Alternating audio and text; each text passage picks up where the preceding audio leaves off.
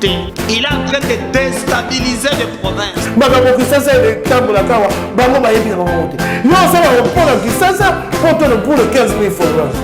Le président Félix Antoine Tshisekedi a repris le projet.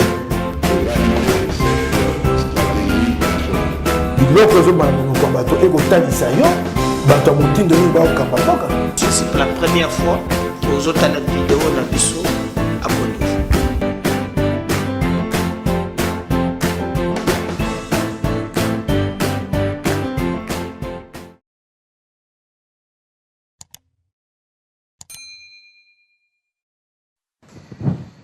Denis Sesanga, moi je suis journaliste et je n'applaudis jamais. Alors je vous pose la question très directement. Êtes-vous fier de vous après avoir fait tout ça? Je serai fier de moi le jour où la mission pour laquelle je suis engagé au service du peuple congolais aura été remplie. Lorsque je verrai la joie dans le regard de nos concitoyens et qu'ils se diront que finalement ils ont eu dans ce pays une élite qui aura été à la mesure des défis, capable de répondre à leurs problèmes. Croyez-moi, quand je me regarde chaque matin, je ne suis pas fier de moi quand je vois l'état de détresse dans lequel vivent nos concitoyens. Ça, c'est un combat permanent et c'est une conviction profonde. Et c'est mon moteur au quotidien qui fait que, à chaque fois, nous croyons dans la capacité de l'homme et dans la capacité de notre société à se dépasser pour répondre et regarder cet autre Congo qui souffre. Ce jour-là, je serai tout seul. Il y a parmi les gens qui m'ont envoyé des messages, il y en a qui disent c'est un intellectuel, un grand juriste, un technocrate déconnecté des vraies réalités du pays. Il est mieux à Kinshasa que dans le Congo profond. C'est justifié ça? D'abord, c'est une très mauvaise idée parce que je crois que dans les mois qui viennent, je vais lever le voile de ce que je suis dans la vraie réalité. J'ai de la pudeur à parler de moi-même, de ce que je suis dans la vie au quotidien. Mais il faut qu'on vous connaisse aussi. Auprès de qu'on nos vous concitoyens. connaisse. Parce que ce qu'on vient de voir, c'est... Je fais la part. C'est unique. Je fais la part entre la vie publique et la vie privée à laquelle chacun de nous a droit. Croyez-vous que quelqu'un qui soit mal à l'aise avec le Congo profond puisse être élu dans une circonscription rurale à 3 reprises? Croyez-vous que quelqu'un qui soit mal à l'aise avec le Congo profond puisse être élu dans le Kasaï, aussi bien à Luiza que dans la ville de Kananga, où j'ai été élu brillamment comme député provincial? Croyez-vous qu'en 2006, eh bien en 2006, j'ai fait le score le plus élevé de 2 Kasaï réunis? Non. Je crois que ça, c'est une idée que les gens veulent plaquer. Qu'est-ce qu'on vous trouve en tant qu'homme, avant d'être politicien? Qu'est-ce qu'on vous trouve? Naba, à Luiza, au Kasaï. On vous trouve quoi? Ce qu'on me trouve aussi à Kinshasa. Au-delà d'être le fils de son père. Enfin, on sait que un homme vrai. Pas avec la politique. Un homme vrai. Oui. Un homme vrai. Je suis vrai dans ce que je dis. Je suis vrai dans ma conviction. Quand je vous dis oui, c'est oui. Quand je vous dis non, c'est non. Et lorsque je suis convaincu que pour l'intérêt général, il faut entreprendre telle voie, je suis prêt à l'entreprendre, y compris lorsque cela va à l'encontre de mes intérêts partisans. Vous avez évoqué un sujet sur lequel je voudrais revenir. Oui. Vous parlez, je suis le fils de mon père, comme chacun de nous sénateur, connu, etc. Oui, comme toute cette génération, hein. Joseph Kabila, fils de son père, Félix Tshisekedi, fils de son père, Jean-Pierre Bemba, fils de son père, Denis Sesanga, fils de son père. Je suis le fils de son père. Vous êtes de la génération des fils de leur père. Non, c'est-à-dire que on n'a pas choisi ses parents. Je suis fier d'en avoir eu, de les avoir connus et qu'ils soient encore vivants. Je suis fier de ce que mon père a entrepris, des valeurs qu'il m'a transmises, de l'éducation qu'il m'a donnée, de la force de caractère qu'il a conduit dans sa vie. Ça n'a pas toujours été simple, mais c'est quelqu'un dont j'ai reçu une éducation qui me fait comprendre que rien n'est impossible et qu'à force de travail, on peut y arriver.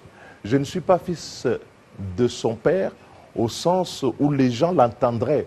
Je ne suis pas un héritier politique. Héritier. Non. Mon père est de gauche, je veux dire. Mon père a des sensibilités de gauche. Moi, je suis plutôt de droite. Je suis libéral dans mes convictions. Pendant longtemps, et d'ailleurs, Mon père a été dans la campagne de 2006. Il a soutenu la candidature de Joseph Kabila. Oui. Il était dans, on appelait ça AMP, oui. AMP à l'époque. Oui. Et moi, j'étais avec Jean-Pierre Bemba. On était donc opposés sur le terrain. Mais cela, cette liberté de ton que nous avons l'un envers l'autre ne nuit jamais à la qualité de notre relation filiale que j'ai avec lui. Donc, j'ai reçu de lui des valeurs. Et la première des valeurs que j'ai reçues de lui, c'est la liberté. Et la liberté, y compris par rapport aux convictions, par rapport aux siennes. Donc, les convictions de mon père ne sont pas les miennes nécessairement, et je ne suis pas un mouton. Et donc, c'est cette liberté. Alors, Denis que Cissano, j'ai vous cultivée. savez, je vous ai invité, c'est parce que nous avons deux sujets majeurs en ce moment, ici en RDC. Il y a d'abord, au niveau de la Cour constitutionnelle, on a défenestré le président de la Cour constitutionnelle par cette opération de tirage. On a glandé un tout petit peu, une certaine démarche. Et vous allez essayer de nous expliquer un peu ça, parce que ceux qui sont chez eux, beaucoup parlent d'irrégularité, d'autres parlent du chef de l'État qui est le garant du bon fonctionnement des institutions. Donc il peut, via la politique, via l'appareil, via toute la machine qui existe, installer, réinstaller, etc. Et puis on parlera du G13, on parlera tout à l'heure de cette réforme au niveau de l'Assemblée nationale qui préoccupe beaucoup. Avant de voir dans le futur votre parti politique, d'ailleurs vous avez amené quasiment votre état-major, ça on parlera un peu plus tard. Si je parle le même langage avec la technique, j'aimerais, avec illustration, que vous nous expliquiez un tout petit peu ces schémas de tirage au sort. Pour les membres, voilà, système de tirage au sort de membres de la Cour constitutionnelle. Qu'est-ce que c'est d'abord? Comment ça s'est passé chez nous? J'aimerais, avant qu'on puisse lancer la technique, Oui? expliquer un fait. Parce qu'on a entendu parler dans les médias. La proposition, l'avant-proposition de loi, lorsque nous sommes en campagne en 2006, j'élabore une série de réformes, une série de lois. Vous? Oui. Parce que je me dis que lorsque nous allons gagner les élections, nous devons être attelés à travailler dès le premier jour. C'est ma conception du travail politique. Je ne suis pas de ceux qui pensent que quand on est élu, c'est là qu'on commence à travailler. Et il y a des témoins. François Mwamba, qui est au CPVS avec le président de la République, peut en témoigner. Donc à l'époque, j'ai fait plusieurs lois, dont la loi sur la Cour constitutionnelle. J'estime que c'est une loi essentielle. Sauf qu'à cette époque, je porte 3 propositions. Je porte la proposition de loi sur le statut de l'opposition politique. Nous sommes en 2007. Je porte la proposition de loi pour la suppression du sauf-conduit pour le Kasaï, permettre à ce que les gens, quand ils viennent au Congo, ne puissent pas être astreints à solliciter un nouveau visa pour le Kasaï. Oui, parce que c'était une zone diamante. On considérait que le Kasaï était une zone minière, Oui. mais le On code, y allait avec une avec autorisation mais supplémentaire. partout ailleurs, avec le code minier, on voit que le Congo est minier partout. Les gens pouvaient aller partout sauf au Kasaï. Cette discrimination me paraissait impossible à tenir et donc c'était une priorité et je l'avais senti pendant la campagne. Et donc j'ai fait la loi pour qu'on abroge le sauf-conduit. Et c'est ce qui a été fait. Et donc j'étais sur ces 2 lois. Et donc la troisième, qui était la loi sur l'organisation et le fonctionnement de la Cour constitutionnelle, je l'ai présentée sous la signature de l'honorable Boulet, qui était avec nous, qui est un des collègues au niveau de l'Assemblée nationale. Et donc c'est moi qui écris cette loi pour que nous puissions être dotés très rapidement d'une Cour constitutionnelle. Cette loi est adoptée à l'Assemblée nationale sous Caméré en 2008. Elle va au Sénat, qui l'adopte d'ailleurs à l'unanimité. Et pendant que nous avons déposé la loi, je crois 5 mois après le dépôt de la loi, le gouvernement, comme à ses habitudes, s'amène avec un projet. Et vous savez qu'en matière de législation, lorsqu'un projet vient après une proposition à laquelle on n'a pas répondu dans les 15 jours, on utilise les projets comme étant un document de travail. Alors, la loi est adoptée et elle est transmise à Joseph Kabila, qui est président de la République, pour être promulguée. Sauf que le président Joseph Kabila ne veut pas la promulguer à l'époque. Sans doute redoute-t-il que si nous faisons les élections en 2011 et que le contentieux électoral doit être tranché par une cour constitutionnelle formée de la sorte, il n'aura pas les coups des franches. Le mal commence là. Et donc la loi n'est pas promulguée. Nous allons donc aux élections, nous revenons en 2011. Je vois ressurgir avec le nouveau gouvernement, j'oublie quel est ce ministre, qui ramène une proposition de loi, un projet de loi, nous sommes avec le président Minaku. Il dit non, on a inscrit au calendrier... Minaku qui était à l'Assemblée nationale. Voilà. On a inscrit au calendrier un projet de loi gouvernementale. Je dis, mais tiens, honorable président, je suis intervenu au cours de cette plénière, les archives existent. J'ai fait ici une proposition de loi. Et que pour que cette proposition soit alignée, il y a eu même un arbitrage. Parce que le gouvernement voulait qu'on aligne son projet en 2008. Nous sommes allés chez Caméré avec François Momba, qui était le président du groupe. Moi-même, il y avait Évariste Bochab, qui représentait le PPRD à l'époque. Et il y avait de l'autre côté, je crois, Maître Nkoulou. Et on a décidé, on a dit non, la proposition y a été première, il faut que la proposition soit examinée. Et donc, le document de gouvernement sera utilisé comme document de travail. Voilà pour la petite histoire. Votre loi. Donc, ma proposition. D'où la fameuse paternité de la loi. Absolument. Et donc ça répond... J'ai ici tous les archives. Et ça répond à toutes les polémiques en ce moment qui fusent de partout. C'est une polémique des bas étages. Donc quand on est arrivé en 2011, le gouvernement a voulu récupérer la loi pour relancer le projet. Je suis intervenu sous la présidence du président Minaku pour dire qu'une loi qui a été adoptée par les deux chambres et qui a été transmise pour promulgation, au bout d'un temps aussi long, nous allons réexaminer la loi, ce n'est pas possible. Je crois que le président Kabila, qui écoutait tout de même à l'époque, entend cette voix à l'Assemblée nationale et finit par promulguer la loi que nous avions élaborée, qui a été adoptée lors de la législature antérieure en 2013. C'est ce qui explique que la loi a été promulguée en 2013 parce que justement, il y a toujours eu dans ce pays une sorte de méfiance à l'endroit de la Cour constitutionnelle. Cela n'est pas propre au président Tshisekedi, même sous Joseph Kabila, il y a eu cette méfiance. Et donc, la loi est promulguée en 2013. La mise en place intervient en 2015. Alors, je vais intervenir sur un point à l'intérieur de ceci. L'article 158 de la Constitution pose le principe que les membres de la Cour ont un mandat de 9 ans. C'est l'inamovibilité de la Cour qui garantit son indépendance. Absolument. Et on introduit un deuxième élément, c'est l'aléa. C'est-à-dire que lorsqu'on fait la première formation de la Cour, il y a des tirages au sort.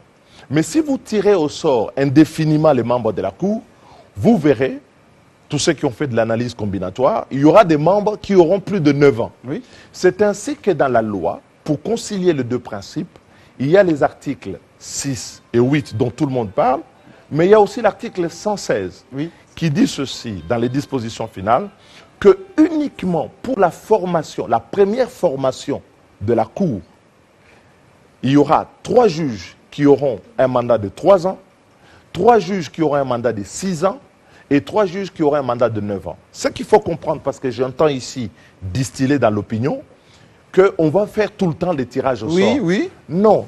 Prenez la Pour loi. renouveler. Prenez la 3 loi. membres de chaque institution. Voilà. Je vous ai amené ici la loi sur la Cour constitutionnelle. Que dit-elle, cette loi? Ben, je vais vous la lire parce que ça sera mieux. La loi dit ceci. La loi dit, en son article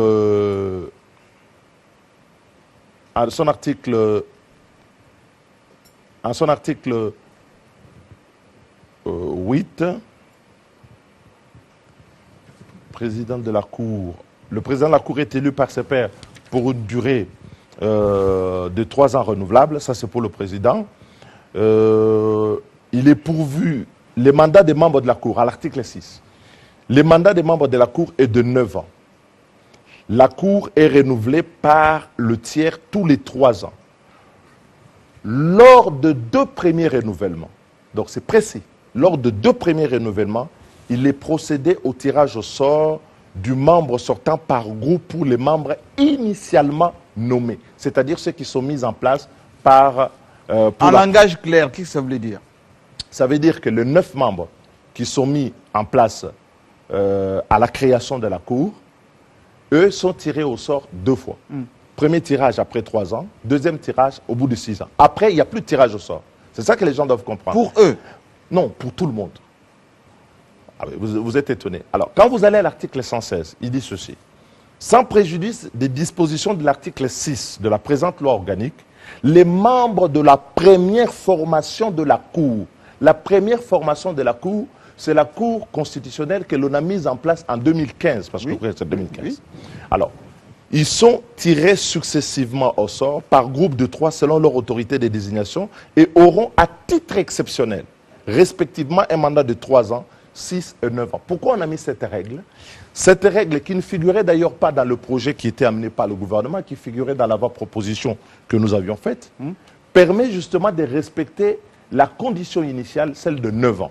Alors nous allons l'illustrer dans le système. Oui. Quand vous regardez le système de tirage et composition de la Cour, vous prenez la première formation de la Cour, c'est l'an 0, qui est 2015. Le président nomme 3 membres. Le Parlement nomme 3 membres. Le Conseil supérieur de la magistrature en nomme 3. Ça, c'est la première formation, celle qu'on a faite en 2015. Oui. Et ces juges-là jouissent d'un régime spécifique. Parmi eux, il y en a 3 qui auront un mandat de 3 ans. Il y a 3 qui auront un mandat de 6 ans. Il y en a 3 qui auront un mandat de 9 ans. Mais ce mandat-là est sujet à l'aléa du tirage au sort. Pas de la nomination, pas du remplacement par un autre processus.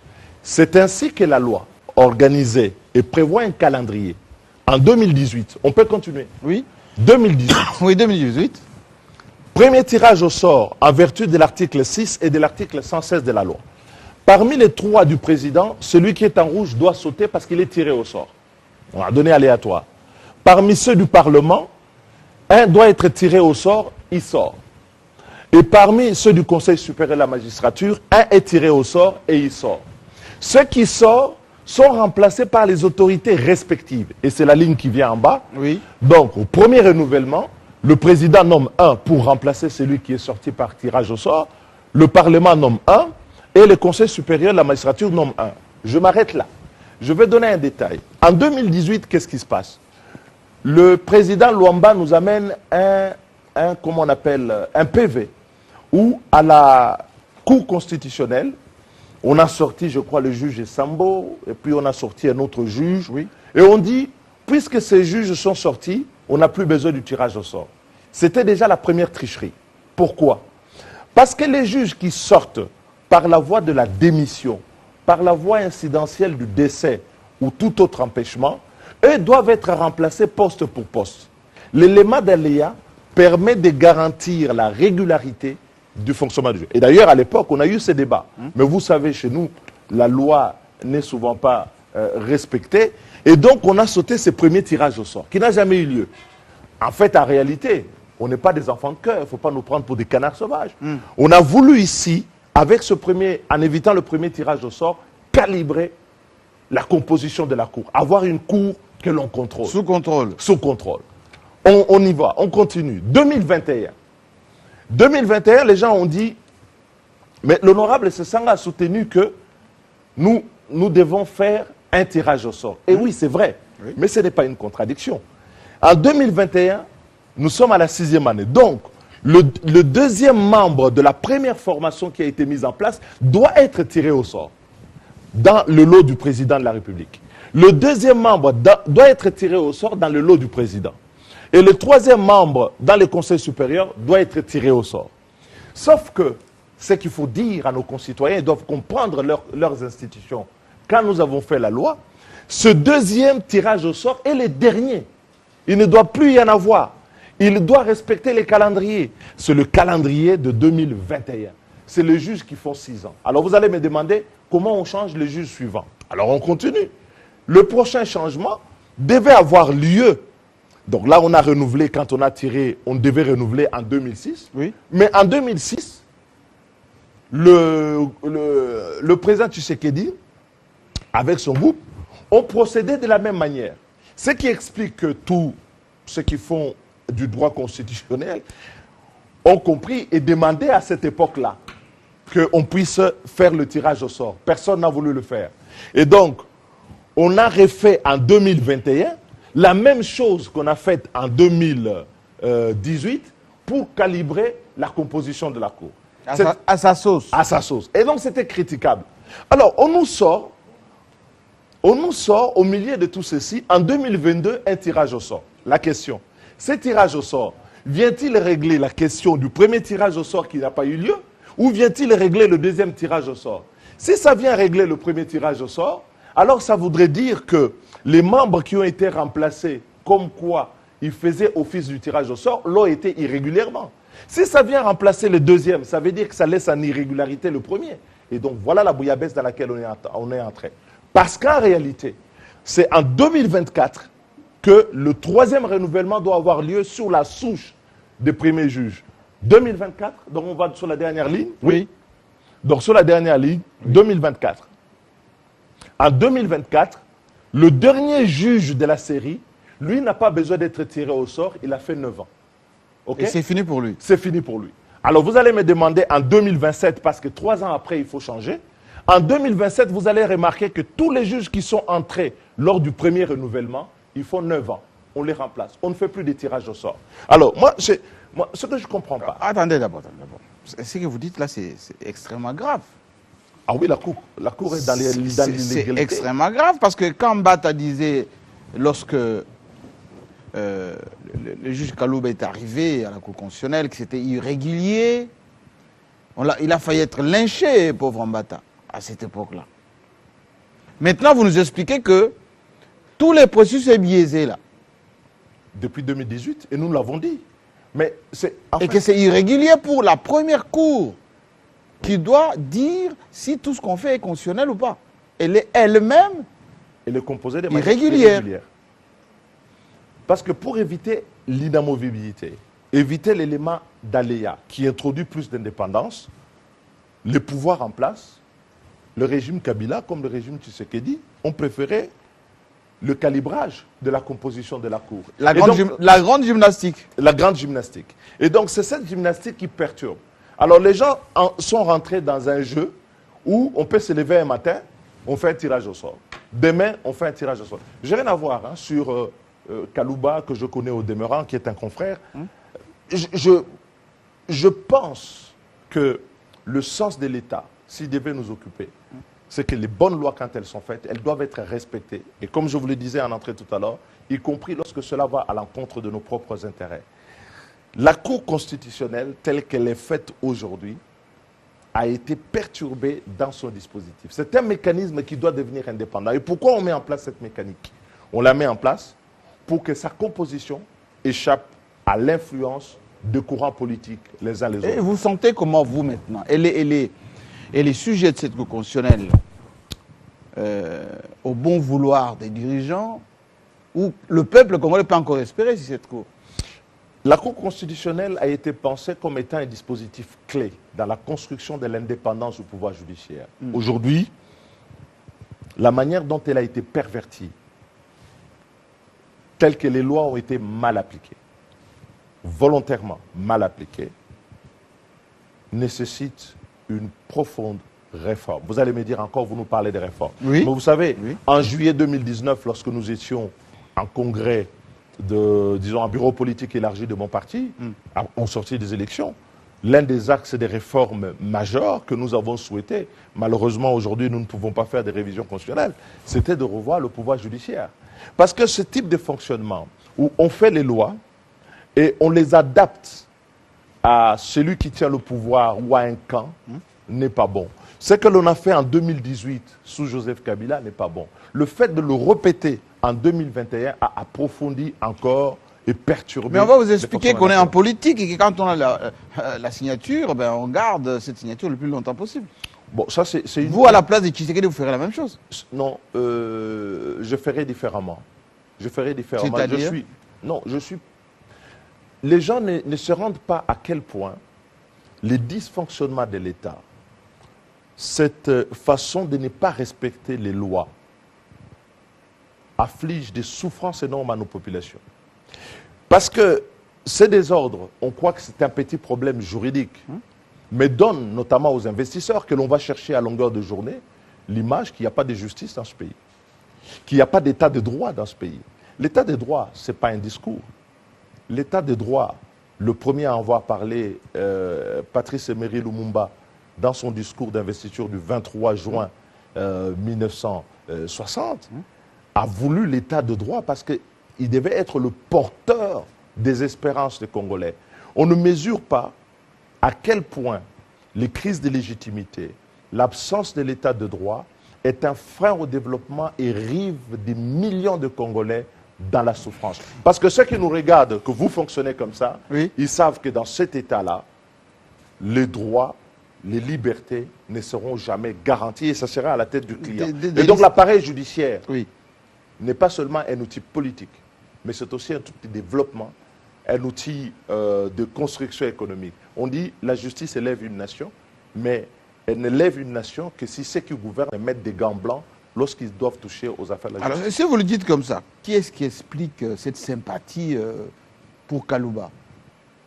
Tout le monde ou presque dit qu'il a été défenestré illégalement ou plutôt irrégulièrement, que c'est un érudit, c'est un grand juriste, il aurait fallu qu'il reste à sa place, etc. Vous vous dites que c'est irrégulier. Moi, je ne plaide pas les cas individuels. Je suis sur le principe.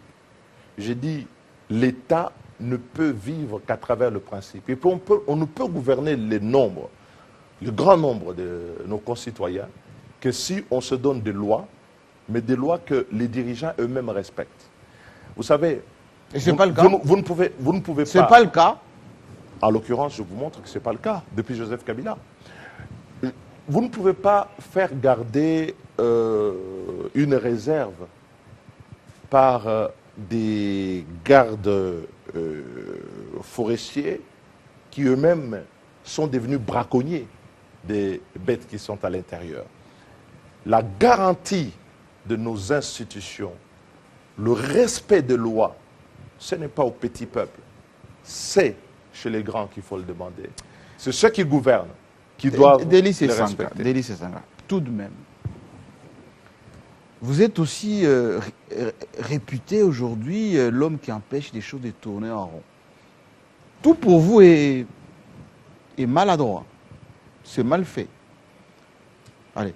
Les décisions que prennent, ou que prend surtout les chefs de l'État, Délice et Sanga trouve toujours une phrase pour torturer, pour ne pas dire dévier un peu tout cela. Allez, je prends un exemple. L'état de siège. Voilà, depuis 20 ans, la gangrène à l'Est. Tu sais qu'il y arrive. D'ailleurs, il avait promis pendant la campagne électorale qu'il allait installer l'état-major là-bas, qu'il allait en finir une bonne fois pour toutes. Il arrive, il installe le commandement, il donne le moyen sans président, il a dit d'ailleurs il y a 2 jours, il n'a jamais, les FARDC n'ont jamais eu autant de moyens que lui-même qu'il a essayé de mettre à disposition. Aujourd'hui même d'ailleurs, il va rendre hommage aux soldats congolais que Joseph Kabila avait installés ici, place Forescom à Kinshasa, et le 17 mai, révolution congolaise avec Mouzé, tu sais que dans la continuité, il va faire la même chose. Mais ça, ce n'est pas ma question. Ma question est, comment vous trouvez-vous le temps, allez, j'allais dire le toupet, de contester l'état de droit, alors que tout le monde, plutôt l'état de droit, l'état de siège, que tout le monde félicite. On a réduit les groupes armés. Aujourd'hui, on est en coopération avec l'Ouganda. Vous êtes antipatriotique. Bah, je vais vous expliquer une chose. J'ai pris une position sous Joseph Kabila et qui était des positions de principe. J'étais son opposant pendant tout son régime.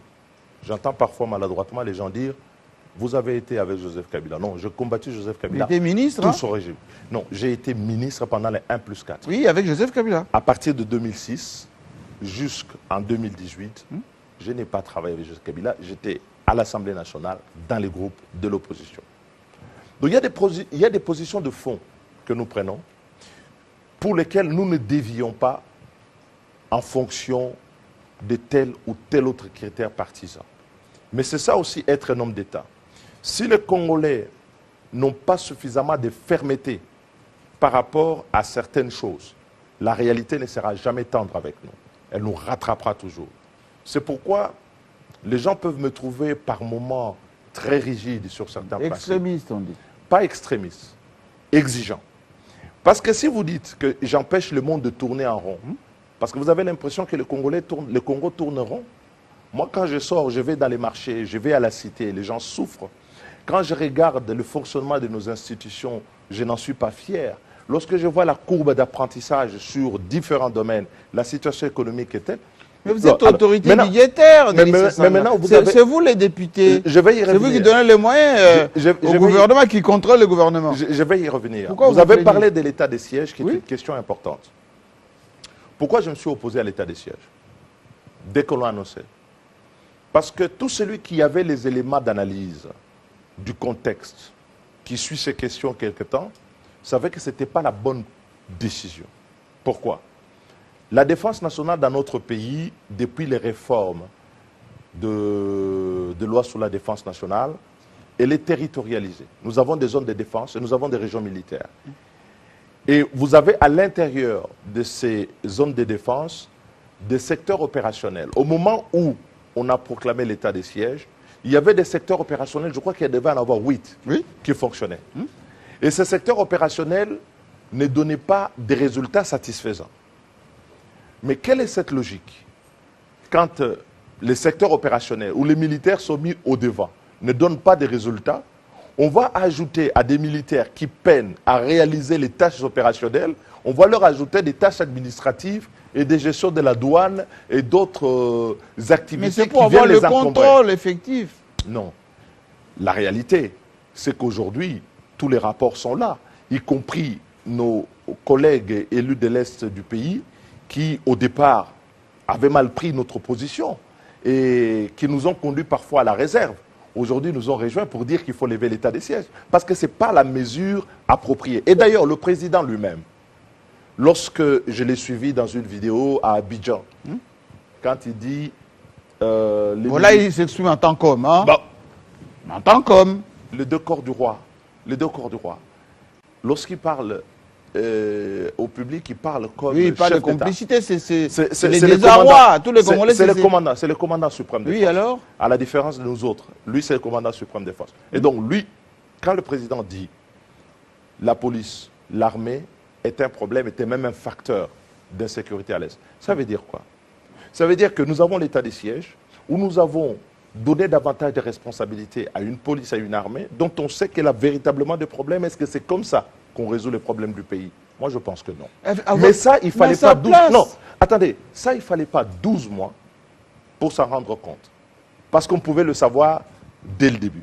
Il y a quand même des services de renseignement, militaires, civils dans ce pays, qui rendent compte de l'état réel de nos forces. Vous ferez quoi de lycée Sanga? Vous savez, vous ferez quoi? Il y a une chose. Quelque chose qui manque dans ce pays, c'est d'abord un problème de responsabilité. Nous sommes responsables en premier de notre propre sécurité. On ne doit pas traiter cette question de sécurité comme si c'était celle d'un autre pays. J'ai suivi un dirigeant ici dire que le Congo n'était pas en guerre et ça fait un tollé. Mais c'est parfois le sentiment que ça donne.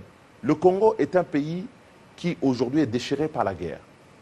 Et pour pouvoir résoudre le problème de la guerre, on a besoin d'une armée, on a besoin des services de renseignement qui fonctionnent de manière correcte, oui, ça, on a besoin d'administrer. Ça, c'est le principe. Concrètement, vous ferez quoi? Concrètement. À la place de l'état de siège. Concrètement, on aurait laissé les zones, les secteurs opérationnels, on aurait relevé les troupes qui sont fatiguées parce qu'elles sont épuisées. On ne peut pas laisser des troupes au front aussi longtemps et penser avoir des résultats.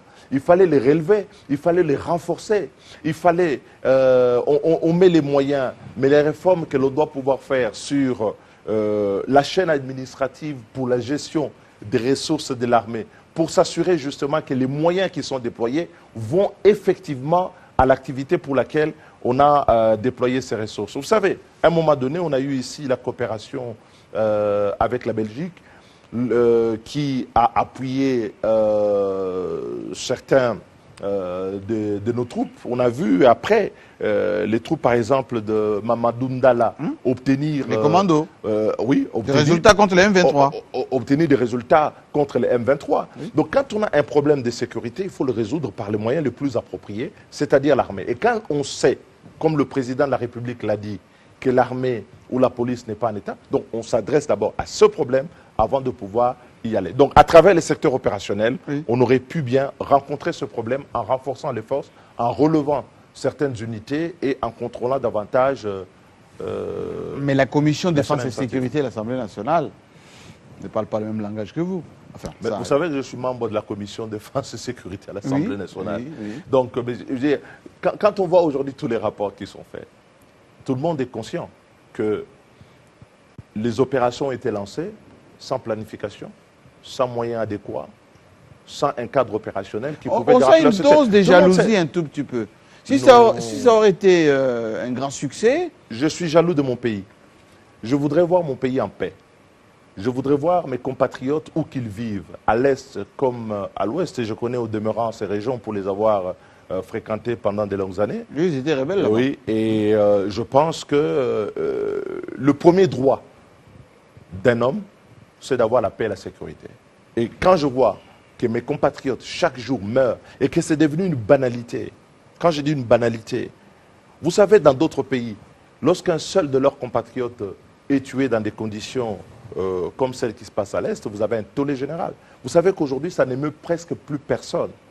Parce qu'on est habitué. Et cette accoutumance à la violence, à voir les femmes violées, à voir des pans entiers du Même territoire. Félix, il est le premier scandalisé par ça. N'enfoncez pas les portes ouvertes, enfin. Évoluons. Il est scandalisé, mais lui, Il travaille. il y travaille. Mais ce que nous disons, nous, comme Congolais, c'est des résultats que Donc nous c'est pas avons, assez que pour la vous. paix. C'est pas assez pour vous. Ben, la paix n'est toujours pas rétablie. La paix n'est toujours Parmi pas rétablie. les questions... Et une dernière précision à faire. oui. Il faut qu'on arrête de penser que les autres viendront faire la sécurité de notre pays à notre Vous place. êtes contre la coopération avec les Ougandais, Je ne suis pas contre avec la les coopération. Kenyans, Non. avec Au les titre- Rwandais? Écoutez, au titre des mécanismes de sécurité collective, on peut mettre en place des accords de coopération, de défense, ça, il n'y a pas de problème. Non, opération Mais au conjointe. Au fond, Oui.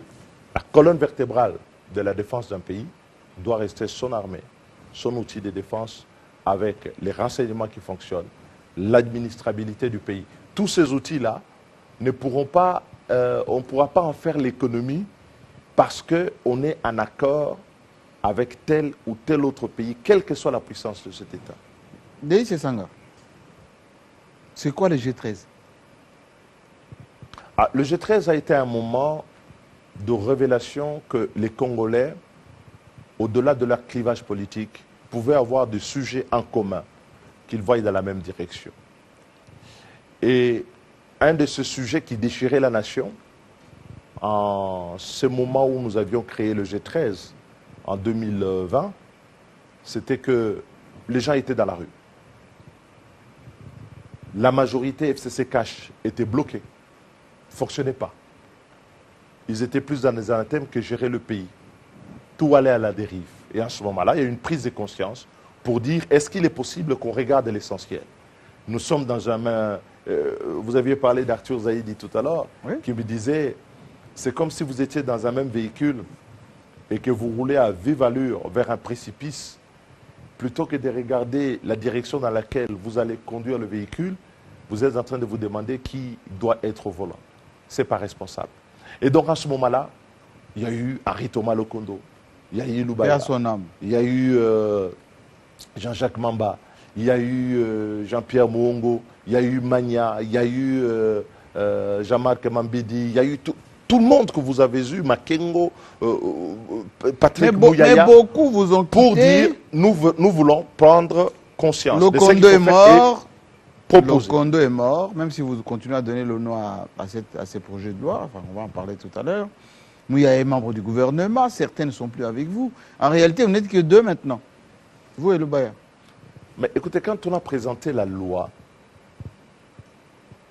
il y a eu Donc G13 n'est plus l'honorable G13. l'honorable Njoli qui est là. Oui, il est aussi là. Jean-Marc Mambidi était là, il n'a pas pris la parole, mais il était là. Il y avait l'honorable Makengo, était là. À part le Kondo qui est parti et Patrick Mouyaya pour des charges gouvernementales, le G13 est resté. Mais G13, c'est une idée, c'est un esprit. Et c'est cet esprit qui dit on peut transcender les clivages politiques pour donner à la République et à l'État une loi qui soit conforme à l'aspiration de la majorité de notre peuple et lui donne les conditions de sa stabilité. Cet esprit demeure. Cette exigence est utile pour reconstruire ce pays. Déïs Sanga, G13, ce n'est pas l'idée à Fayoulou, finalement. Martin Fayoulou. C'est-à-dire Ben, lui qui veut les réformes. Lui qui veut que les débats s'effacent au-delà des institutions. D'ailleurs, il avait dit d'ailleurs qu'il y avait un problème de légitimité, un problème de gouvernance, et que tout ce que vous avez avancé comme idée, c'est un peu lui, hein, Fayoulou. Finalement, vous le rejoignez. Non, vous savez, les idées peuvent se recouper. La manière, la tonalité peut être différente. Moi, je ne veux pas rentrer dans cette polémique. Ce que je veux faire comprendre ici, c'est que lorsque nous sommes sortis des élections, le bureau politique, par exemple, de mon parti, s'est réuni en juillet 2019. L'envol. L'envol. Nous étions au centre Nganda pendant 3 jours. Les gens sont venus de l'intérieur du pays, tous nos élus, pour pouvoir tabler sur ce qu'on devait faire. Et parmi les résolutions, on a dit qu'il faut faire la réforme de la CENI. Il faut faire la réforme de la loi électorale. Il faut faire la révision de la Constitution. Nous avons commencé à récolter les signatures en vue de la pétition qui a été lancée à partir de Kisangani à travers la République. Nous avons déposé cette pétition qui est inscrite à l'ordre du jour. Combien de signatures? Donc, il y a, la Constitution en exige 100 000. Nous en avions recueilli 121 000 signatures à travers le pays. Mais sans suite, hein? Ah non. Le projet est inscrit à l'ordre du jour de l'Assemblée nationale. Si vous n'êtes pas informé, si on n'examine pas la proposition de réforme, de révision de la Constitution, c'est parce qu'il y a l'état des sièges. Ah non, ça a avancé. Depuis 2021, nous sommes à l'ordre du jour de l'Assemblée. Parlons-en. Vous savez que nous sommes Donc, très ne dites pas, c'est une démarche qui est périphérique. C'est une démarche de fond sur laquelle nos cadres et nos militants à la base sont engagés depuis le début. Et ils sont allés jusqu'à présent. Quoique vous avez proposé la réduction des trains de vie de l'État, Kabound a récupéré l'affaire. Mais les idées sont faites. Quoique vous avez proposé...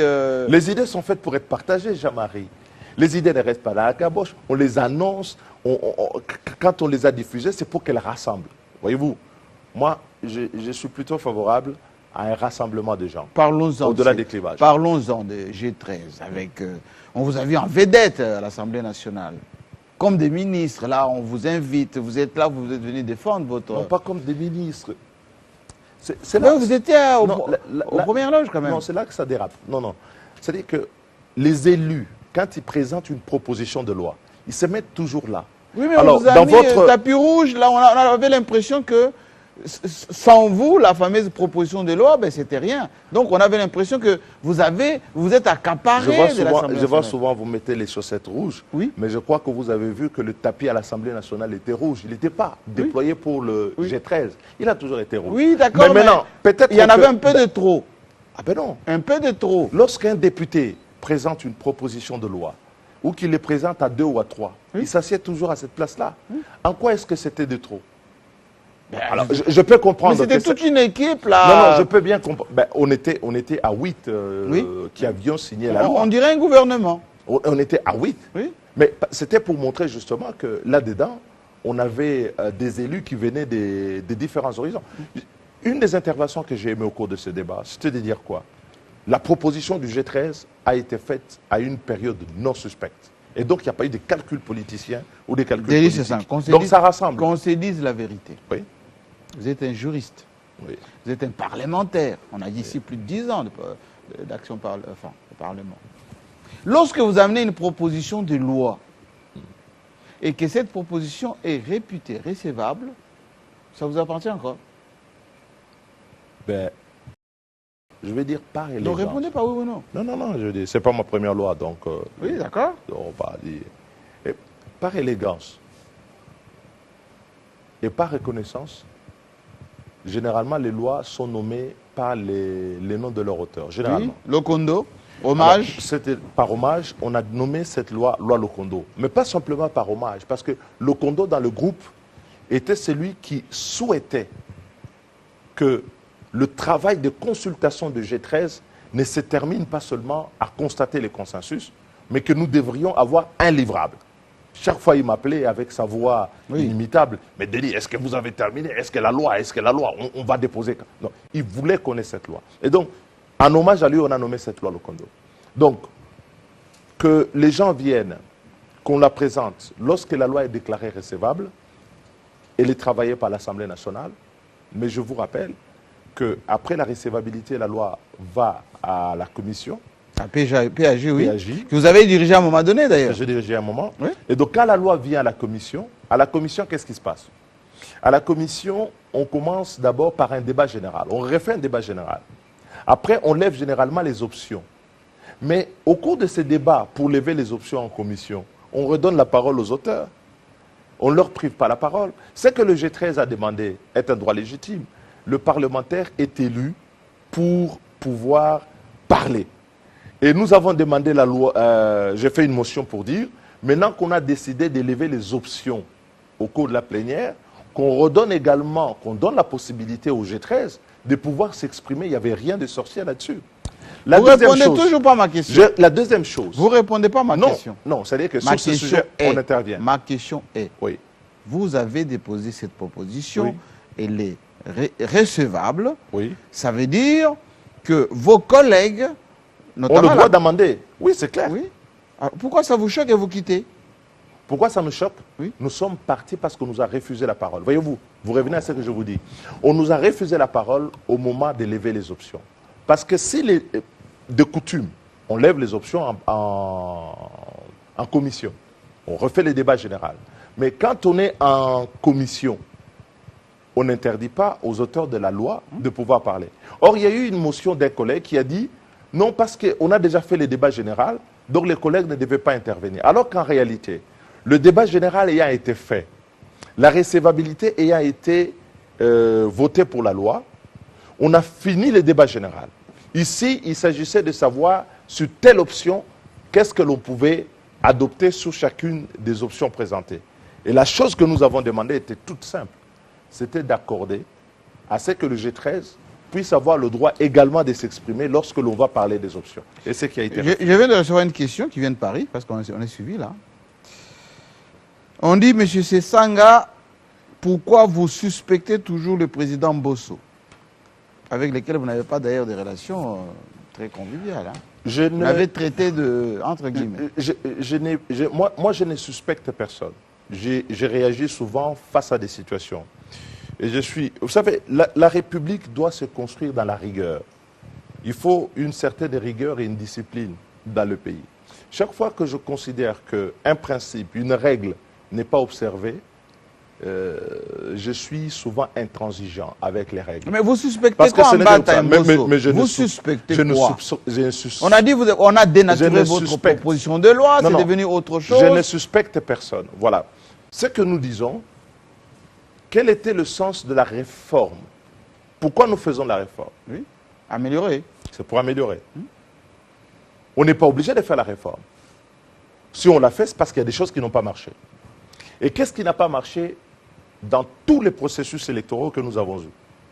C'est la question de la transparence et de la traçabilité des résultats. Oui. Lorsque on fait les élections, tout le monde vient après pour dire « Ah oui, je veux la vérité des urnes, je veux l'impérium, je veux ceci. » Les résultats n'étaient pas bons. La seule possibilité que nous avons de pouvoir construire cette confiance, c'est d'avoir des élections où les résultats... Comptage bureau par bureau. Non, les comptages se font bureau par bureau. La différence que nous introduisions était d'assurer la publication des résultats bureau par bureau.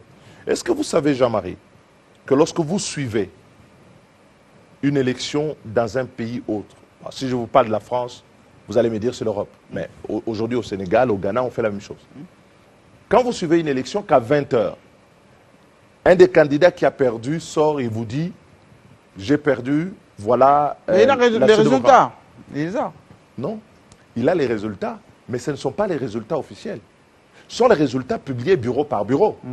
Le problème, c'est que ce que l'on a fait à l'Assemblée nationale, dans l'amendement sur cette affaire, l'Union sacrée a retravaillé pour que tous les résultats, non seulement on affiche, mais vont à la CENI. C'est là où il a triché. Et la CENI, écoute-moi bien, c'est là où il y a la tricherie. Il vérifie avec la conformité avec les résultats électroniques, et ensuite il demande au bureau de publier ou d'afficher. Non, ce système est tout à fait barbare. Pour la petite histoire, en 2006, François Mwamba s'en rappellera, il était avec moi. Au deuxième tour de l'élection présidentielle, On est en train de discuter, on dit, mais les résultats qui viennent de l'intérieur, ils sont mauvais. On ne comprend pas, les gens discutent. Pour bâtir la confiance, qu'est-ce que l'on a fait? On a dit, lorsque les résultats viennent, avant leur publication, donc les résultats viennent directement et nous sommes informés. Alors du côté du MLC, il y avait qui? Il y avait François Momba, il y avait Thomas Louaka et moi-même. Du côté de l'AMP à l'époque, Joseph Kabila, il y avait Samba Caputo, il y avait Augustin Katumba, et puis il y avait un troisième, j'ai oublié. Et donc, on se voyait, les résultats venaient, on disait, bon, Kambov, les résultats viennent. Ils atterrissaient, on regardait. Est-ce que vous avez des observations? On faisait des observations. Et quand on n'était pas d'accord sur certains trucs, on procédait à des vérifications communes. Et quand les vérifications avaient été faites, les résultats étaient publiés. Aujourd'hui, en 2011, le système a été abîmé. Pourquoi? Parce qu'en 2011, on a fait une réforme. On a dit, les centres de compilation qui avant existaient au niveau du district, on va les rapprocher au niveau du territoire. Et les centres de compilation a été le lieu, quand vous avez affiché les résultats, quand ils viennent au centre de compilation, on les tripatouille. Les centres de compilation créent les résultats. Et d'ailleurs, les membres des centres de compilation, ils ne publient pas les résultats, nuitamment, ils affichent et ils fouillent. Délit, c'est ça. En 2018, non mais c'est très important, c'est très important, Jean-Marie. Les gens nous suivent. En 2018, qu'est-ce qui s'est passé? Les centres de compilation, on les a même oubliés. C'est-à-dire qu'on a publié les résultats ici alors que les gens étaient en train de compiler. Alors nous disons, mettons tout sur la table. Ce pays n'appartient à personne. Ce n'est pas parce que vous êtes une majorité que vous abusez de cette position de la majorité pour dire « j'ai voté ». Il y a des lois qui sont au-dessus des camps. Et la loi électorale n'est pas une loi pour gouverner, c'est une loi pour arbitrer, pour la dévolution du pouvoir. Et donc tout le monde doit pouvoir l'observer. Et ce que nous avons fait comme réforme, et qui a réuni le consensus de tout le monde, y compris le président de la République, quand on l'avait rencontré, c'était de dire, lorsqu'un bureau a fini, il dépouille, au lieu simplement d'afficher, il publie. Et cette publication s'oppose à tout le monde. Vous savez ce qui se passe au Congo? Vous êtes journaliste, vous allez à Makelele, à Bandal. On a fait les élections, vous avez vu le résultat, vous n'avez pas le droit d'en parler, il faut attendre que la CENI en parle. C'est la loi. Bon oui, mais elle est mauvaise. En France, parce que ça permet... Non, non. En France, on dit jusqu'à une certaine heure. Vous avez observé... Jusqu'à 20 heures. Jusqu'à 20 heures. À 20 heures, vous pouvez en parler. Oui. Mais le ministère de l'Intérieur publie les résultats 3 jours après. Mais n'empêche que le système est à ce point transparent qu'y compris celui qui a perdu et celui qui a gagné, il se réfère et il proclame. Je pose la question de confiance. La question ici, oui. C'est que la mécanique qui a été mise en place, de maintenir les centres de compilation, de renvoyer les résultats au niveau de la CENI qui est monolithique, vise à créer les conditions de la fraude. Nous sommes à notre 4e expérience électorale. La fraude? Oui, la fraude. L'Union sacrée veut frauder. À partir du moment où il n'y a plus de transparence, il n'y a pas de traçabilité des résultats, donc il y a la fraude. C'est pour ça que vous êtes parti. Nous disons, nous sommes partis parce qu'on ne nous a pas donné la voix au chapitre. Et puis 2, nous ne partageons pas l'opinion. On peut tout réviser dans la loi. Mais s'il y a eu besoin de réformer, c'est introduire la transparence. Et je vais vous surprendre, Jean-Marie, et je vais peut-être en arrêter là. Oui. Lorsque, en 2015, les gens ont marché dans cette ville, à la suite de la loi électorale que j'avais retirée, vous savez comment elle s'intitulait, la proposition de loi que nous avions faite en 2012? Non. C'était la loi sur la transparence du processus électoral. Parce qu'au sein de mon parti, l'Envol, la transparence du processus électoral est un élément clé de la crédibilité du processus. Et je crois qu'aujourd'hui, nos concitoyens n'attendent pas d'aller à une élection qui se passe comme celle de 2018. Vous avez peur, de la victoire de Félix Tshisekedi avec une forte majorité en 2023? Non, je n'ai peur de personne. Je veux simplement que les élections soient les plus transparentes possibles et que la voix du peuple soit entendue. Et que si le peuple a décidé que c'est Félix, c'est Félix. Si le peuple a décidé que c'est Tartampion, c'est Tartampion. Si le peuple a décidé que tel. Ici, c'est le peuple qui doit reconquérir son droit de vote. Imaginez-vous, les gens qui sont morts avec nous dans cette ville, les Rossi Mukendi, les Thérèse Kapangala, les Ngandou et tout ça, pendant les marches, pour avoir des élections crédibles. Oui. Aujourd'hui, nous allons marcher sur la mémoire de tous ces gens pour dire, nous allons fabriquer... Vous savez que les absents ont toujours tort. J'ai vu un député, d'ailleurs, je vais citer son nom, qui a dit, bon, s'ils sont partis, ce n'ont qu'à partir. la politique de la chaise vide, ça ne va pas les profiter. Ça, c'est de un. Et de deux, les champs à bois, la caravane passe, monsieur. Alors là, on en vient au cœur du problème. Le G13 a fait une loi qui n'était pas une loi pour un camp politique. Le G13 a fait une loi qui est une loi pour la nation. Mais vous voulez pour la les piéger? République. Un instant. Nous avons fait une loi avec la société civile, avec toutes les parties prenantes avec lesquelles nous avons discuté. Les gens se sont réappropriés les termes de cette loi, l'agenda citoyen. Les idées pour lesquelles on n'est pas prêt à se battre ne valent pas la peine. Il est venu le temps pour le peuple congolais de se dire, est-ce qu'il veut en 2023 la même chose qu'en 2018, en 2011, ou est-ce que le 2023, nous le voulons comme un processus qui a maturé, où la voix du peuple va être respectée. Et ça ne dépend pas que du G13, ça dépend de la population. Je vous rappelle qu'à l'époque, avec vous d'ailleurs, lorsque l'Assemblée nationale, nous avions quitté l'Assemblée nationale et qu'on faisait la loi, on voulait subordonner la tenue des élections Au recensement. Oui. Oui, je vous avais reçu avec Lambert Mendé, avec... Oui, ils avaient voté la loi. Mais après, parce que la population s'était réappropriée le processus, avait manifesté, il a fini par être entendu. Moi, je pense que le peuple congolais, parce qu'on ne se bat pas pour nous, on se bat pour le peuple congolais. Ce que nous faisons, c'est pour que le peuple puisse avoir des élections crédibles. C'est aujourd'hui qu'il doit se battre. Il ne doit pas attendre 2023 pour crier à la fraude.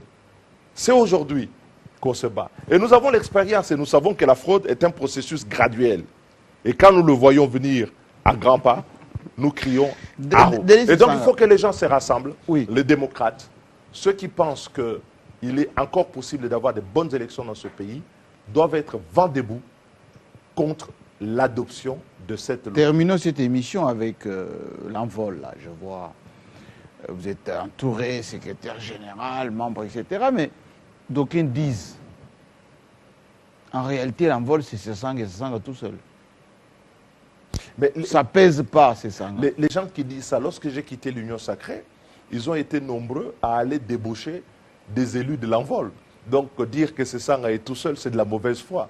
Nous sommes un parti qui n'est pas né sur la peau de l'État, qui ne prospère pas sous les caisses de l'État, qui ne prospère pas sur la distribution de positions dans l'appareil d'État. Vous avez un vice-ministre à la Défense, hein? Vous avez un vice-ministre à la Défense. Nous sommes un parti. N'oubliez pas. Nous sommes un parti de l'opposition, je vais y revenir. Oui. Nous sommes un parti qui est dans l'opposition, qui œuvre et qui est en croissance continue depuis sa création. Donc, nous avons de grandes espérances pour les prochaines élections. Nous y préparons. Et nous serons présents au rendez-vous. Dire que l'envol ne représente rien, c'est manquer à dire. Mais c'est quoi l'envol finalement? Parce que quand vous avez quitté le MLC, on avait l'impression que vous étiez l'homme qui partait avec la tête, enfin, les idées, avec l'expertise, etc. Mais en réalité, depuis 2006... Non, je suis parti du MLC, c'est pas que les idées, on a... Vous voulez vider le MLC? Non. Quelqu'un disait à la fois... Il y avait Sesanga, il y avait François Mwamba et Thomas Louaka, les têtes sont parties. Je n'ai jamais été habité par l'animus nokendi, l'intention de nuire. Non, vous voulez vider Jean-Pierre même en prison, le vider de la matière grise. Non, non, ce qui est important pour moi, c'est l'avenir qu'on peut donner au Congo.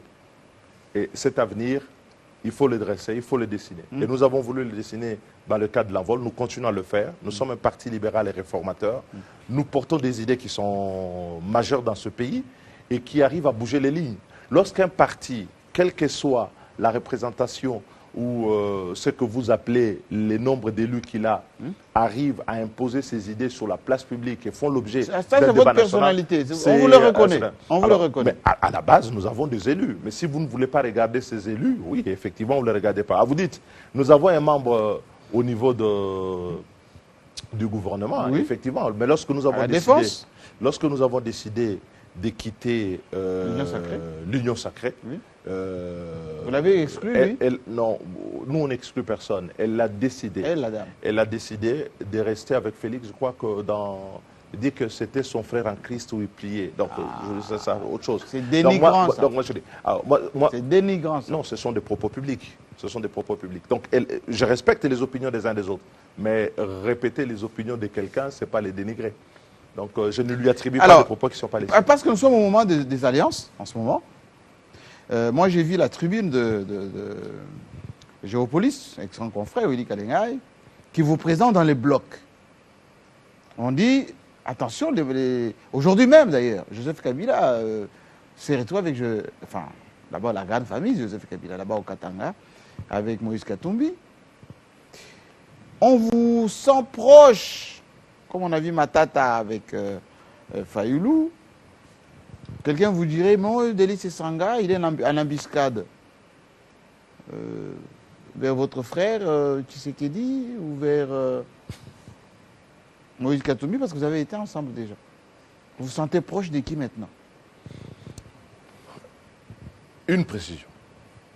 Parce que vous avez dressé les portraits tout à l'heure, oui. Je crois que vous me suivez. Lorsque on a installé le nouveau comité de l'envol, nous avons dit l'envol ira aux prochaines élections, mais ne sera derrière personne. Ça, c'est une première constante.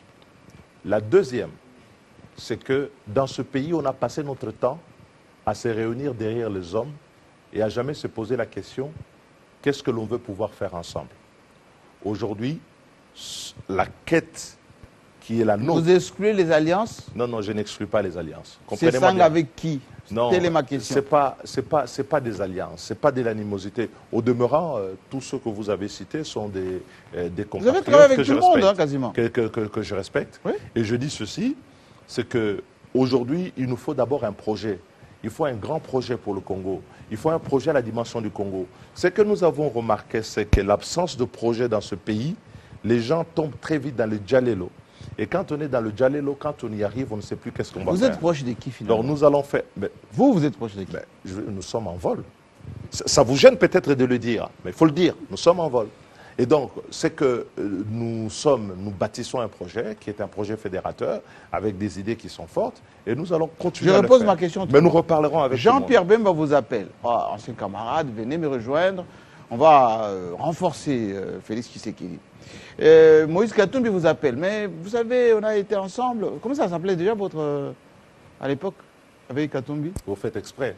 Ensemble pour le changement. Merci beaucoup. Même Macron a fini par adopter... Merci beaucoup. D'ailleurs, quelqu'un a dit que vous avez soufflé le mot ensemble pour faire son parti. C'est simple, c'est là que vous avez fait ensemble.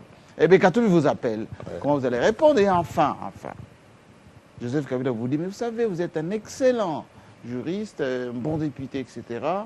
Allez, votre cœur va battre où? Parce que vous, dans tout ce le monde nous suit. Hein? Dans tout ce que vous avez dit, oui. C'est les gens qui m'appellent et moi, je ne peux pas les appeler. En fait, c'est ça votre problème. Non, je dis ceci. L'appel de ce pays, c'est le destin que l'on veut le bâtir, qu'on veut lui donner. Quel est le destin que l'on veut donner au Congo? Est-ce que les Congolais peuvent s'arrêter une fois de dire, nous chantons dans notre hymne national, nous sommes unis par le sort, nous sommes unis dans l'effort. Mais quelles sont ces racines historiques et spirituelles que nous tenons pour bâtir une nation forte au Congo? Quel est cet effort que nous sommes capables de faire en commun pour donner à ce pays le destin qu'il mérite, pour donner à nos jeunes l'emploi qu'ils attendent de ce pays, leur donner un autre avenir que simplement de rêver de partir à l'étranger? Alors, si c'est de ça que l'on parle, alors nous devrons parler d'abord des idées. Et donc aujourd'hui, commencez à dire de qui vous vous sentez proche. Laissez-moi poser la question, on va terminer par là. Félix Tshisekedi est déjà candidat président. Moïse Katumbi, enfin il va l'annoncer parce qu'on le sent d'ailleurs, il se prépare pour, il fait les dispensaires, machin, etc. Ces gens se déploient un peu partout. Matata vient de le faire. Joseph Kabila, d'ailleurs, on a effacé non éligible parce qu'avec cette affaire de sénateur à vie, et juridiquement, ça ne se justifie pas. Donc, je pense qu'il pourra aussi se jeter à l'eau. Alors, c'est Sanga. Candidat, pas candidat? Président de la République. Je vais vous dire une chose. N'expliquez pas. Non, non, je vais vous dire une chose. Je vais vous expliquer, parce que toute explication. De plus en plus de gens dans la société me contactent et verraient bien cette candidature pour l'élection présidentielle. Candidat, pas candidat. On Le va couper temps, ça. Je vais vous dire, le temps n'est pas venu de la candidature parce que je pense que ce pays a besoin encore qu'on y travaille. Pendant que nous sommes sous la loi électorale, comment voudriez-vous commencer à évoquer ces questions d'ambition? C'est ce que d'ailleurs beaucoup de nos compatriotes nous reprochent. Ils voient que la classe politique est plus portée sur des combats de gladiateurs entre eux que sur l'avenir qu'il faut leur donner. Nous avons une ambition pour ce pays. Le temps viendra où nous allons l'exprimer. Et croyez-moi, nous n'allons pas nous décider. Ça s'appelle langue de bois. Mettez-vous debout, l'émission est terminée.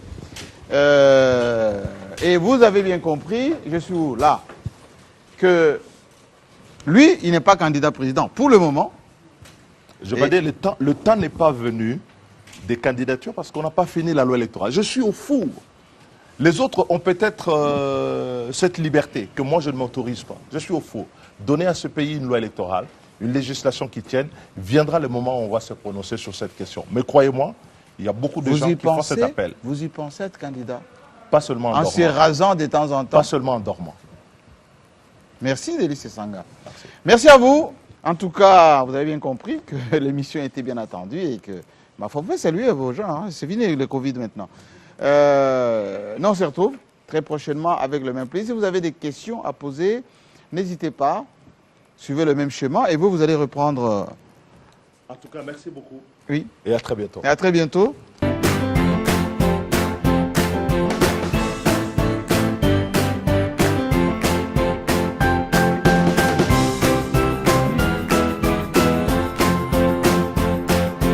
Kabila bengaka mutu te. Il est en train de déstabiliser les provinces. Makambo Kisasa etambola kawa bango bayebi bango te. Yo osala mpona Kisasa poto pour le 15 000 francs. Le président Félix Antoine Tshisekedi a repris le projet. Biloko ezobana monoko ya bato ekotalisa yo bato ya motindo oyo baokamba mboka. C'est la première fois que vous avez une vidéo dans le